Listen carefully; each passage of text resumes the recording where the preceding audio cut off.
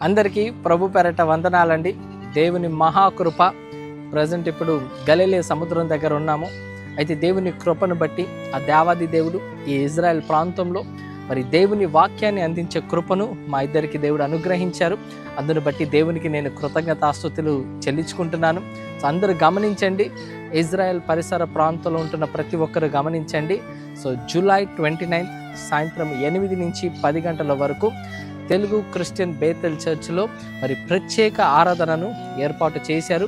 ఓగిరి క్రిస్టఫోర్ గారు దైవ సేవకులు, వారి యొక్క ఏర్పాటును బట్టి ఈ మీటింగ్స్ అన్ని కూడా జరుగుతుంది. పెద్దల సహకారులతో సంఘ కమిటీ అంతా కూడా నిర్ణయించి మరి ఏర్పాటు చేయబడిన ఈ మీటింగ్కి మిమ్మల్ని అందరినీ కూడా ప్రేమతో ఆహ్వానిస్తున్నాను. Telugu Christian Bethel church or యహూద్ ఇజ్రాయెల్లో ఈ యొక్క మీటింగు ఏర్పాటు చేయబడింది. కాబట్టి ఈ ప్లేస్కి అందరూ వచ్చి కలుసుకోండి.